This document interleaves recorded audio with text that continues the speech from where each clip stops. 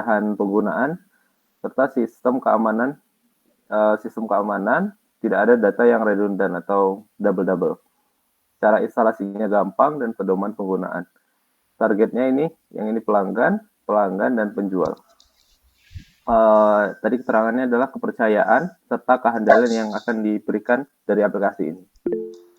Dan selanjutnya, Rian, silahkan Rian. Ya, jadi yang poin kelima itu menjelaskan timeline kegiatan mulai dari tahap desain, pembuatan aplikasi, pengujian, deployment, hingga pelatihan. Dan juga ada penanggung jawab untuk masing-masing kegiatannya.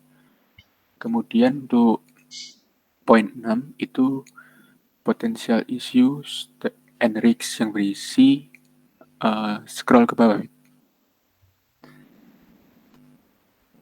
Potensial isu dan risks yang berisi kendala atau resiko yang kemungkinan terjadi dalam pembuatan proyek. Yaitu kan karena kami menggunakan metode waterfall, artinya pekerjaan harus dikerjakan secara berurutan dari atas ke bawah. Sehingga kendalanya itu ada waktu, yaitu karena kalau salah satu fase terhambat, maka fase berikutnya juga akan terhambat. Kemudian kalau yang kedua itu ada fleksibilitas, artinya pihak klien itu hanya bisa memberi masukan pada saat tahap awal, yaitu di tahap perencanaan. Kemudian poin ketujuh itu project budget atau resource. Di sini kami menuliskan biaya-biaya yang diperlukan untuk dari tahap analisis hingga tahap pemberian support atau dukungan, dan juga ada biaya untuk pengadaan server dengan totalnya itu 101 juta. Kemudian untuk poin 8 itu project team. Di sini kami menuliskan anggota tim untuk proyek ini, di mana peran-peran yang diperlukan ini ada UI UX designer, full stack developer, Android developer, quality assurance, dan project manager atau lead. Kemudian yang terakhir itu authorization. Kalau dari kami itu aja sih, Mbak. Oke, terima kasih. Ini presentasi bisa langsung share screen aja. Mbak, izin stop share, Mbak.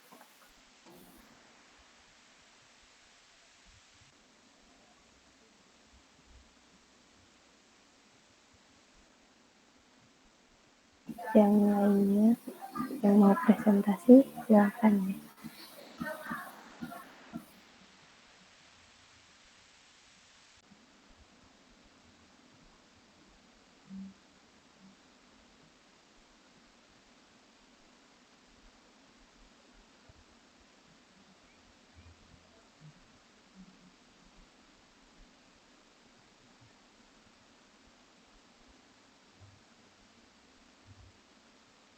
Halo, ada yang mau presentasi lagi yang lain? Permisi Mbak, izin presentasi. Oke, silakan.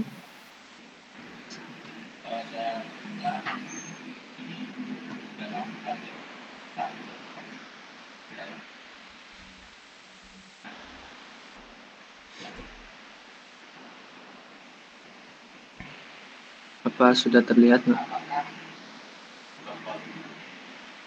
Ya, sudah terlihat. Ya, perkenalkan nama saya Muhammad Arif Faizin, NRP 0060. Untuk kelompok saya, silakan Wahyu. Ya, perkenalkan nama saya Joyan Maja Utama dengan NRP 073. Iya, di sini kita membuat project charter. Project yang kita gunakan untuk membuat project charter yaitu project sistem aplikasi manajemen kasir terintegrasi Mukapos. Kemudian tanggal pelaksanaannya dimulai tanggal 21 kemarin. Project number PRPL 2021-901 revisi nomor 1. Di sini kami menjelaskan beberapa bagian. Yang pertama project description dan goals, menjelaskan tentang kebutuhan bisnis, kepentingan dan masalah dari proyek, serta menjelaskan hasil yang untuk proyek akan dikerjakan. Di sini kita menjelaskan latar belakang dari pembuatan proyek ini. dari adanya ada globalisasi, kemudian ada yang membuat yang dilakukan secara otomatis dan seterusnya. Mungkin bisa dijelaskan Wahyu dulu. Ya, untuk yang bagian nomor 2 itu tentang risk atau resiko, yaitu menjelaskan resiko yang mungkin terjadi selama proses pengerjaan proyek, di mana mungkin resiko yang terjadi yang pertama yaitu ada proyek menggunakan waterfall life cycle, sehingga apabila terdapat perubahan kebutuhan pada saat maupun setelah pembuatan proyek akan sulit untuk diubah. Dan yang kedua, pembuatan proyek membutuhkan waktu yang cukup lama. Apabila proyek tidak terkontrol dengan baik, maka target waktu akan ikut berubah. Lalu untuk yang ketiga, itu ada deliverables, di mana pada bagian ini menjelaskan dokumen-dokumen seperti SDPLN, SRS, SAD, test plan, dan user documentation, serta keluar. SDPLN itu menjelaskan secara umum mengenai rancangan sistem yang akan dibuat. SRS itu menjelaskan berbagai macam kebutuhan pembuatan produk. SAD yang menjelaskan proyek perangkat lunak yang akan dikerjakan. Lalu untuk test plan sendiri melingkupi tujuan-tujuan identifikasi informasi proyek dan komponen perangkat lunaknya.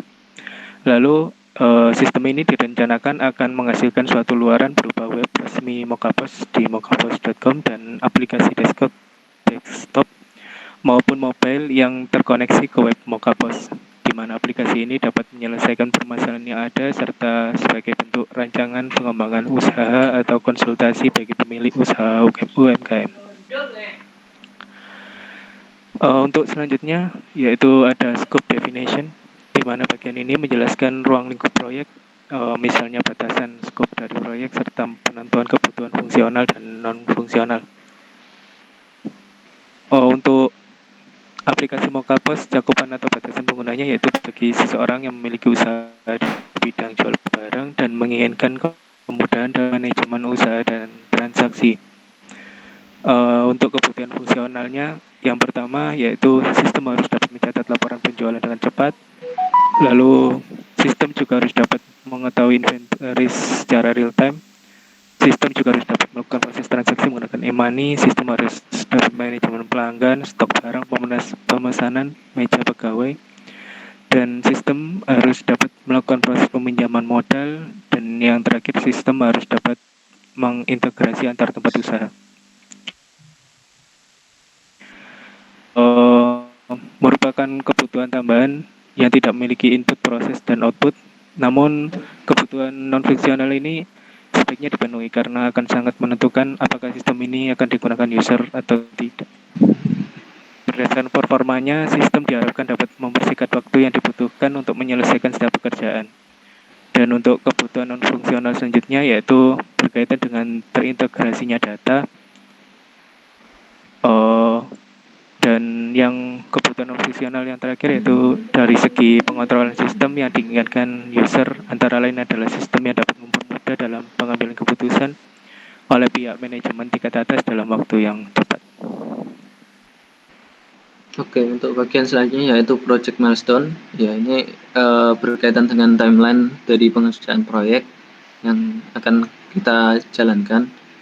Terdapat milestone ataupun target yang akan dilakukan beserta tanggalnya. Kemudian ada bagian budget summary, ini berupa rancangan anggaran yang akan kita ajukan sebagai sumber dana dari dalam menjalankan proyek. Ada beberapa proyek komponen yang memiliki tujuan dana tersendiri. Kemudian ada bagian assumption, constraint, dan dependencies. Ini berisi asumsi, batasan, dan juga ketergantungan dalam proyek yang menjadi petunjuk dalam proses pengerjaan agar ini ada beberapa seperti asumsi ini asumsi dalam proyek ini seperti hari kerja dihitung dan hari dimulainya proyek hingga proyek berakhir sesuai dengan rencana target waktu. Kemudian ada pengerjaan secara WFH, ada lagi perangkat yang digunakan ini sudah terhubung dengan internet. Kemudian batasannya yaitu waktu pembuatan disesuaikan dengan kesepakatan dan pembuatan aplikasi menggunakan platform terbaru. Selanjutnya ada bagian project organizational structure. Di sini ada beberapa role seperti project manager, sistem analis, programmer, dan sistem DevOps. Ini tujuannya agar merinci struktur project yang akan dijalankan selama pembuatan proyek. Dan yang terakhir yaitu project authorization yang berisi persetujuan di antara kedua pihak. Dari kami mungkin cukup. Terima kasih.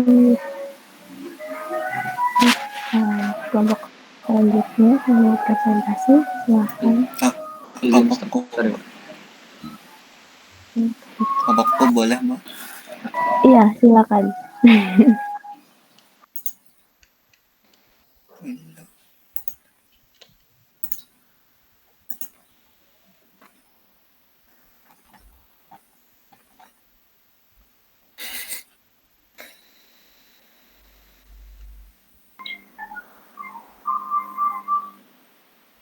Halo, cek.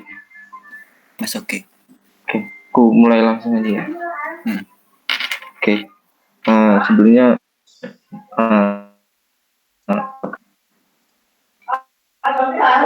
bersama dengan teman saya yang akan mempresentasikan mengenai manajemen Mokapos dengan project charter. Mungkin bisa langsung di bab pertama aja. Ya, untuk project description dan goals-nya, pada intinya Mokapos itu adalah suatu aplikasi sistem kasir yang akan mempermudah penjualan dalam peminjaman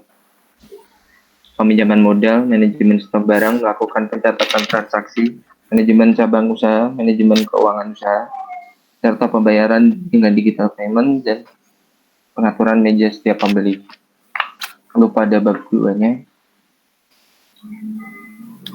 terdapat resiko yang dihadapi ada dua.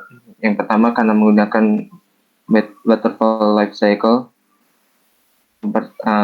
sehingga sulit dalam perubahan kebutuhan sesuai pembuatan proyek. Lalu untuk yang kedua, jika pembuatannya tidak terkontrol dengan baik, maka akan berpengaruh juga pada waktu pengerjaan dalam proyek tersebut. Yang ketiga,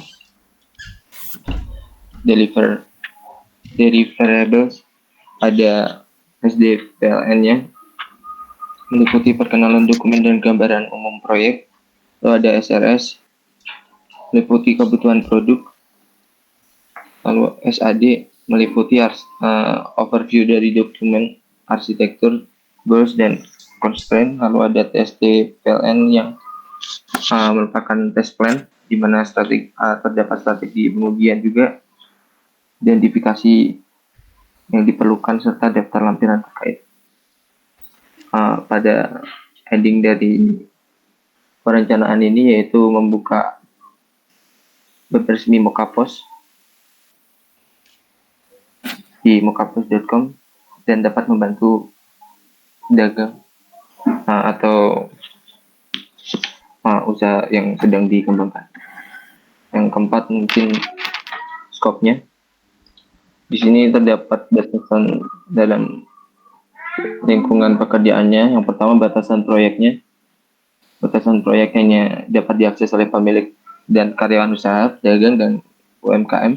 Lalu untuk kebutuhan fungsionalnya, bisa kita lihat ada membuat sistem pembayaran digital, sistem booking, order, riwayat transaksi penjualan, terus untuk penampilan pengaturan mengenai stok barang, dan juga ada juga penampilan keuntungan penjualan.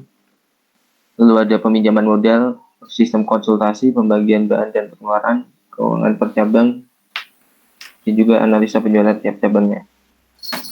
Lalu untuk kebutuhan non fungsionalnya ada performance, kecepatan. Jadi untuk kecepatannya setiap halaman diperlukan maksimal 3 detik. Ada integrasi data, tidak ada redundancy data. Lalu ada keamanan data, hanya pemilik Mokapos dan developer yang dapat mengakses database. Lalu ada operasional, dapat berjalan di browser Chrome maupun Mozilla. Untuk bab 5-nya bisa dilanjutkan oleh teman saya. Oke, kalau bab 5 ini dia project milestone. Jadi kalau di bagian project milestone ini dia menggambarkan kayak target-target setiap waktunya gitu.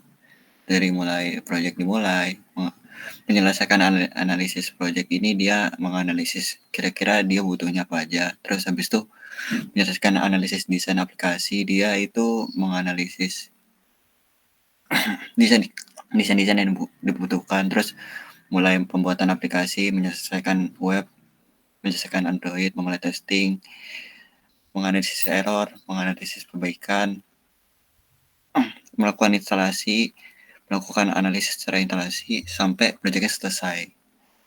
Itu butuh waktu kira-kira 1 tahun dari mulai dimulai sampai proyeknya selesai. Terus yang ke-6 ini ada budget summary. Jadi rancangan anggaran yang bakal ada di proyek ini. Ini dipaparkan secara umum, ada survei dan analisa itu. Saya itu ini ngambil gambaran dari proyek lain kira-kira 5 juta. Terus ada desain implementasi sistem ini juga per satu sistemnya itu kan ada 2 sistem web sama Android. Terus ada biaya lisensi, training aplikasi, dokumentasi, biaya pemeliharaan. Itu total 83 juta. Terus yang bab 7 ini ada assumption constraint dependency. Jadi asumsi yang bakal ada di proyek ini dari hari kerja, dihitung hari kerja dari proyek yang dimulai sampai proyek yang selesai sesuai dengan target waktu yang disetujukan di awal mula. Pengerjaan proyek ini dilakukan secara online sesuai dengan kebutuhan. Lalu yang terakhir ada alat yang digunakan dapat terhubung ke internet dan bisa menjalankan aplikasi dengan lancar. Lalu ada batasan-batasan yang ada pada pembuatan proyek ini adalah waktu pembuatan disesuaikan dengan kesepakatan pendanaan, pembuatan aplikasi menggunakan platform versi terbaru. Nah, yang ke-8 ini ada proyek organisasi struktur. Jadi di sini ada role-nya. Role satu timnya, jadi mulai dari project manager, dia bertanggung jawab memimpin pelaksanaan proyek, melakukan pembagian tugas kontrol proyek, tim bertanggung jawab atas perjalanan proyek dan mengatur masalah finansial. Lalu ada developer ini bertanggung jawab terlibat dalam proses dia bertanggung jawab dalam proses perancangan, penulisan, pengujian, debugging atau troubleshooting dan pemeliharaan kode. Ada sistem analis, dia melakukan analisis sistem, merancang sistem, kemudian diimplementasikan ke proyek, bertanggung jawab terhadap hasil yang diinginkan, yang ingin dicapai dalam proyek ini. Lalu ada sistem DevOps, itu ia bertanggung jawab dalam merancang, mengembangkan, memecahkan masalah dan memastikan semua program berjalan dengan baik. Dan yang terakhir ini ada project authorization, jadi bagian ini merupakan persetujuan antara kedua belah pihak sebagai bukti disahkannya dokumen ini. Jadi ditandatangan oleh project manajemen dan disetujui oleh pemilik sponsor. Mungkin sekian dari kelompok saya. Oke, terima kasih. Sama Mbak, izin stop share Mbak. Oke, Mbak, kelompokku boleh Mbak? oke, silakan. Ya, izin share screen ya Mbak. Ya,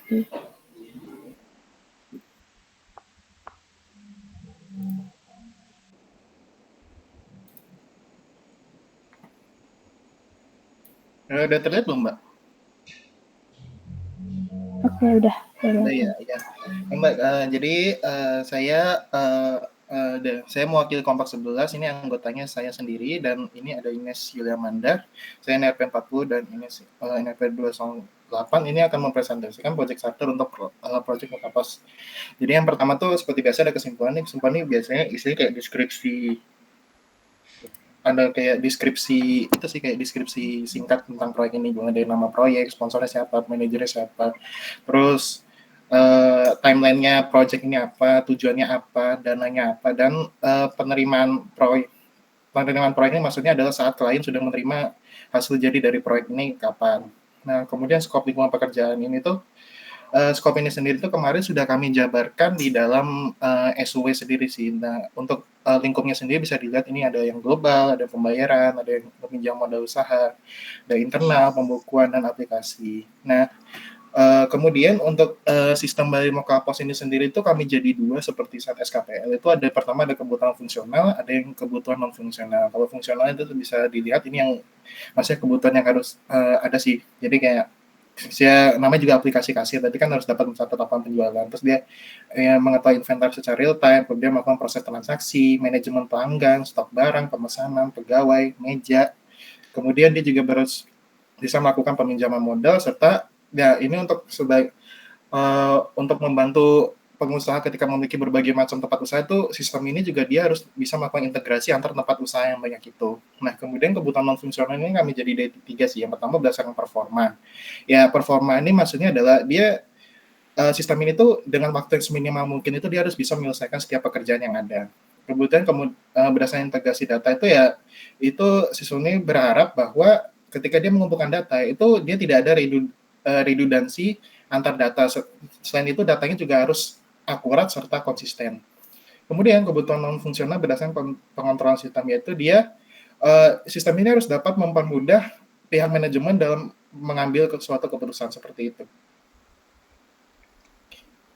Oke, nah kemudian benefits atau keuntungan sih. Nah, keuntungan pertama kan di SOW kemarin itu sudah kami jabarkan kayak permasalahan-permasalahan yang mendasari pembentukan aplikasi ini apa. Ya ini seperti ini permasalahannya ada yang kesulitan pembukuan, melakukan penghitungan stok, penghitungan jumlah barang, dan sebagainya. Seperti kayak ya karena pandemi ini kan berarti banyak pembeli yang beralih dari pembayaran secara tunai ke uang digital. Nah, dari permasalahan di atas, jika misalkan berhasil ditanggulangi, nah itu ada beberapa layanan yang dapat didapatkan, misalkan peminjaman modal, kumpulan data, komposisi yang masih ada di tempat penjualan, tempat manajemen bahan, kumpulan harga penjualan, kumpulan hasil penjualan, melakukan manajemen meja, integrasi, dan pembayaran dengan metode pembayaran online. Oke. Nah, kemudian untuk mengukur seberapa baik aplikasi ini betul itu ada beberapa indikator yang kami pakai. Ada 3 indikator. Pertama ada keterbantuan penggunaan aplikasi, yaitu ya cara instalasi, pedoman penggunaan, kemudian maksudnya seberapa mudah pengguna menggunakan aplikasi ini, mulai dari cara instalasi sampai pedoman penggunaannya. Nah, kemudian yang indikator yang kedua tuh kehandalan aplikasi itu ya berkaitan dengan keamanan data serta kerahasiaan data perusahaan. Dan yang indikator ketiga itu ya kepercayaan pelanggan. Maksudnya bagi seberapa besar kepercayaan pelanggan terhadap aplikasi yang telah dibuat, mulai apakah layanan yang disediakan oleh aplikasi itu bisa membantu pelanggan. Kemudian yang kelima itu ada milestone, ada deliverables. Nah, ini sih lebih seperti kayak timeline sih, maksudnya dalam timeline dalam pengerjaan proyek ini, mulai dari ada desain situs web, desain aplikasi Android-nya, kemudian pembuatan situs web serta aplikasi Android-nya, kemudian ada pengujian baik untuk situs web dan aplikasi Android-nya serta deploy untuk kedua hal tadi tersebut. Kemudian juga ada pelatihan yang akan dilakukan oleh project manager. Nah, kemudian ini ada potensial isu dan trik. Ini maksudnya adalah kemungkinan risiko yang ada dalam pengerjaan proyek ini. Nah, untuk penjabarannya bisa dilihat sebagai berikut. Dan dengan risiko dari segi waktu serta fleksibilitas. Nah, untuk project budget ini adalah maksudnya inti dari biaya yang dibutuhkan untuk pengerjaan proyek. Yang terakhir ada project belum terakhir, maksudnya yang sekarang ada project team atau tim pengembang. Project ya ini adalah peran-peran yang ada di dalam pengerjaan proyek ini. Pertama ada manager of lead, ini ada nama serta deskripsinya, maksudnya deskripsi tugas yang perlu dilakukan apa. Kemudian quality assurance ya memastikan bahwa customer experience-nya baik serta bahwa situs web dan aplikasi Android yang telah dibuat itu mampu memiliki kualitas yang baik serta mampu berfungsi secara baik. Kemudian UI UX designer dia menentukan bagaimana user berinteraksi dengan aplikasi yang akan dibuat serta memberikan tampilan serta desain yang baik. Kemudian full stack developer ini ya seperti ini, membangun server, membangun front untuk situs web, kemudian integrasi API, kemudian memperbaiki bug, pemasangan situs web dan aplikasi ke server. Kemudian ada Android developer, ya berarti dia bertugas untuk membuat aplikasi mobile berbasis Android. Dan yang terakhir ini adalah untuk authorization-nya sendiri dari project sponsor serta project manager. Dan demikian Mbak presentasi kelompok 11. Terima kasih. Oke, terima kasih. Mungkin 1 atau 2 kelompok lagi ya. Ada yang mau presentasi lagi?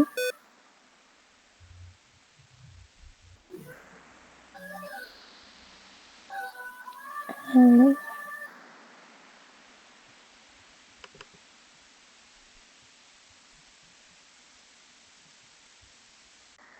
Masih ada yang mau presentasi kah yang lain?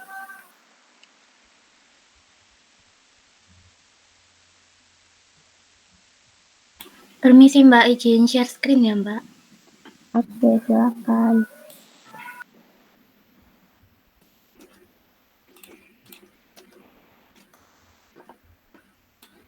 Apakah sudah terlihat Mbak? Iya, udah kelihatan.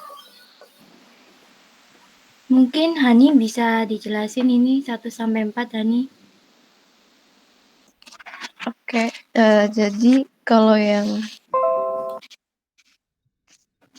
jadi yang pertama tuh ada summary atau kesimpulan. Jadi kayak secara garis besar ya nama proyeknya itu Mokapos, ada sponsor proyek manager, terus mulai proyeknya kapan, berakhirnya kapan, terus kayak dananya kira-kira berapa sama tujuan dari proyeknya.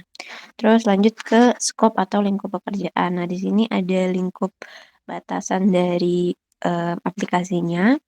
Ada misalnya pembayaran tuh ada debit sama uang digital. Terus lingkupnya peminjaman modal usaha. Cakupan aplikasinya ada teknologi Android sama website gitu-gitu. Nah, yang selanjutnya itu ada kebutuhan fungsional. Itu kayak ada manajemen pelanggan, stok barang, mencatat laporan penjualan dengan cepat, dan lain-lain. Nah, selanjutnya ada non-fungsional, ada pada bagian terintegrasinya data, pada bagian performa, sama segi pengontrolan sistem. Nah, yang selanjutnya itu ada benefit atau keuntungan yang didapatkan. Pertama tuh peminjaman modal, terus akses terhadap banyaknya data penjualan, banyaknya stok bahan, terus akses harga penjualan serta hasil dari penjualan tersebut, manajemen media tadi, dan integrasi antar toko atau cabang, serta melakukan pembayaran dengan metode pembayaran online. Nah, yang keempat ada indikator keberhasilan. Jadi ada keterbantuan penggunaan aplikasi, yaitu kayak kemudahan penjual dalam menggunakan aplikasi dari cara instalasinya, pedoman cara penggunaannya, terus ada kehandalan aplikasi, sama kepercayaan pelanggan. Mungkin selanjutnya bisa dilanjutkan sama Tiara. Oke, terima kasih Hani atas penjelasannya. Untuk milestone dan deliverable sendiri itu ada hal yang dilakukan, tugas utama mulainya kapan, terus sampai kapan, dan juga penanggung jawabnya. Terus misal di sini ada desain situs web. Tugas utamanya itu pembuatan proposal desain situs web untuk ditinjau kembali oleh Tim Moka Teknologi Indonesia. Terus mulainya di sini misalnya mulai 20 September 2021 sampai dengan 20 Februari 2002 oleh Bayu Utomo, dan seterusnya ada desain situs web, desain aplikasi Android, situs web, pembuatan aplikasi Android, pengujian situs web, pengujian aplikasi, dan lain-lain. Kemudian bagian ke-6 sendiri ada risiko. Untuk risiko sendiri ada waktu dan fleksibilitas, di mana ada kemungkinan dan dampaknya. Di sini kemungkinannya itu sedang dan juga dampaknya itu tinggi. Lalu ada project budget atau resources, harga serta sumber daya yang dibutuhkan. Ada biaya analisis, biaya perancangan, biaya pengujian, biaya pemasangan, pelatihan, dukungan, dan pengadaan server. Lalu totalnya sekitar segini. Kemudian untuk bagian ke-8 sendiri ada project team, yaitu tim pengembang. Untuk UI UX designer sendiri itu misal dikerjakan oleh Bayu Utomo, di mana bertugas untuk menentukan tampilan situs atau desain web dan aplikasi Android. Kemudian ada full stack developer, ada Android developer, ada quality assurance, kemudian project manager or lead, dan juga yang terakhir, bagian terakhir ada authorization atau pembuat dokumen. Di sini itu pembuat dokumennya adalah Lisa Sutomo dan Agung Slamet dan disetujui pada tanggal 24 September 2021. Seperti itu untuk kelompok kami, Mbak. Sekian, terima kasih. Oke, terima kasih presentasinya. Apakah ada yang mau presentasi lagi? Kelompok lain? Kalau enggak, mungkin bisa dicukupkan kelasnya. Aku tunggu 1 menit ya, kalau ada yang mau presentasi.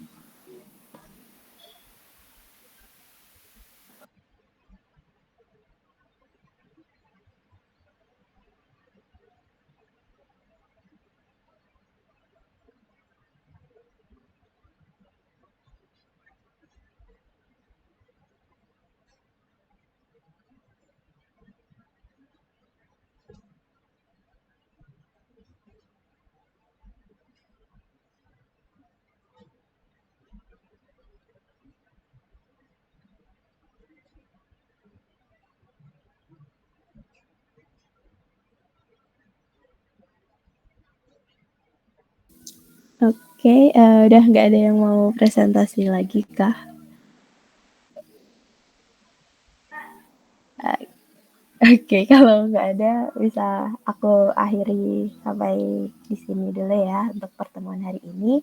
Terima kasih untuk yang sudah hadir. Oh ya, untuk presentasinya ini, untuk presensinya ini masih aku tanyain bapaknya, belum dibales. Nanti aku infoin ke grup ya kalau udah ada info. Terima kasih semuanya. Terima kasih, Mbak. Terima kasih, Mbak. Ya, silakan.